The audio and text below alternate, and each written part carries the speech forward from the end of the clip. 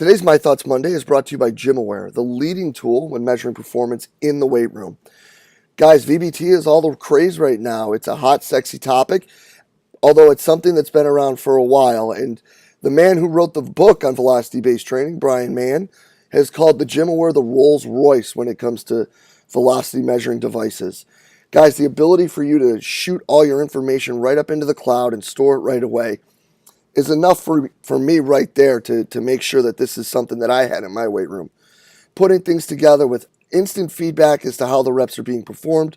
On top of that, with the x-axis correction, so you don't have to necessarily worry about direct positioning when you're performing the exercises. Tying that in with the visualization of everything and the ability to allow the athletes to compete. Make this an absolutely stellar tool and something I couldn't recommend you having in your weight room enough.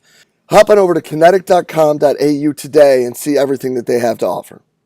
Hey everybody, if you enjoy the podcast and the content that it provides, make sure you hop over and check out the all-new Strength Coach Network.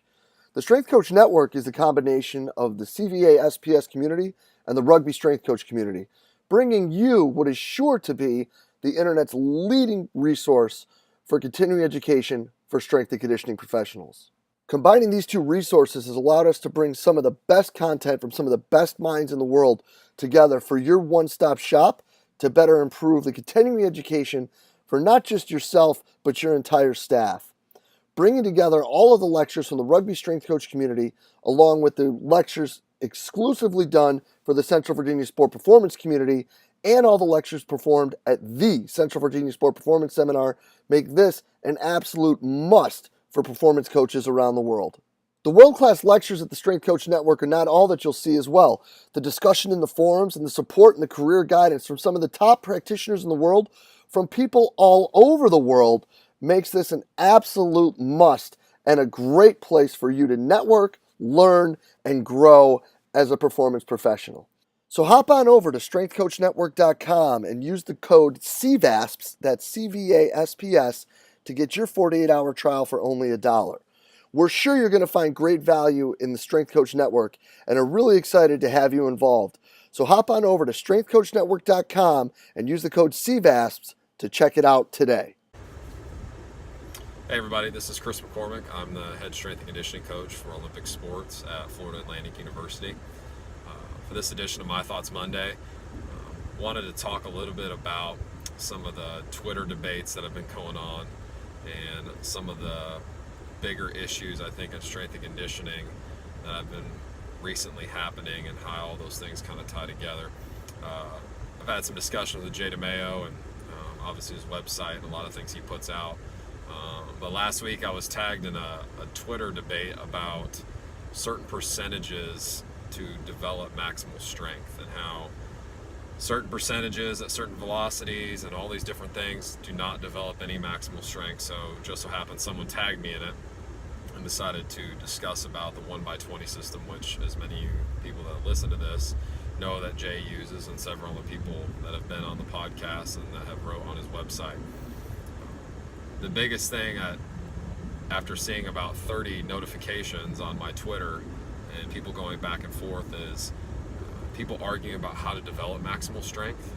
And I think there's a lot of ways to do it, but we're having these arguments on Twitter about how to best develop a quality that I think is one of the easiest qualities to develop. And when I kind of talk about the bigger issues in strength and conditioning, I'm talking more about we're focusing on these conversations and who is right more than some of the bigger issues that we've had and some of the struggles our field is having right now with issues of tragedies and certain things like that, and not talking more about those things and having solutions. Because in strength and conditioning, I think it's very easy when people have talked about the different methods you use and everything like that, it's not what so much you like, it's so much of what you're getting results for. And in these arguments about how to develop maximal strength, I have data to support the methods that I've used, and I've gotten my methods from several people and several resources, and I use several methods and several resources on to build certain qualities. But it's not just about those qualities, it's also the culture that you're going to have. And I think when I say culture, I'm saying as someone that's coming from one school and now at Florida Atlantic for almost 4 months, a lot of the methods I used at my previous school, I still use here at Florida Atlantic, but how I deliver those things might be a little bit different because the cultures are different. The school is almost 10 times the size of where I came from. I live in South Florida. It's totally different than the school I was at, which is a small private religious-based school. The demographic and some of the talent and the type of athlete is totally different. So the tools that I use with my athletes is totally different. So it might be in a different way to develop maximal strength. But when I say the culture also is, there's a lot of methods I use that if you just were to look at it with a grain of salt and from an outsider's perspective, might look too easy or not enough, which is one of the battles we have with sports coaches. And I think that kind of ties into the issues that we've had in strength and conditioning of the oversight and who are we truly answering to, because we need to make our sports coaches happy. We need to get results. But what is the balance between those two things? And I think that is a tremendous issue now in our field of how we're going to do that. But if we continue to argue about maximal strength and what percentage is best to develop it, I think we're going down the wrong lane. And I think overall with general strength, it's one of those things that it's very easy to build and it's general. That's what it is. I'm more concerned about specific strength and how we can transfer some athletes that is general and doing squats and bench and all these things. But if we're going to argue, especially on a medium like Twitter where you only have so many characters, instead of the things that are actually transferring for athletes to get better, I think we're missing the forest with the trees. And, you know, a lot of the people have talked also on Jay's podcast, like Jeff Moyer and Jay himself and Joseph Johnson. A lot of these people are going to talk about Dr. Yassis and Dr. Wonderchuk and the specific methods that they use that truly transfer in their eyes, if it's biomechanically or whatnot. So to take things out of context of why certain people lift certain ways, especially Dr. B, there's a rhyme and reason to the entire program to which they're doing, which I think most strength coaches now, they take the small piece of their puzzle and think it's the whole thing. And when in fact we are just a small piece. But A, do you have the results to back what you're doing if you're going to argue about it? And B, is it going to fit your culture? Because there's, like I said, there's plenty of methods that may not work for X sport versus another sport. And how are you going to get the best results psychologically along with the physical? And I think with the issues that we have had, especially for me, language is a huge thing, and how we're preaching these things and how we're communicating these things, not only to our sports coaches and our athletes, but also our administrators. We have a relatively new AD at our school. I've sat down with him and a lot of our executive ADs and really talking to them and formalizing what strength and conditioning is, and not let them have their own ideas or know-how of what they think it is.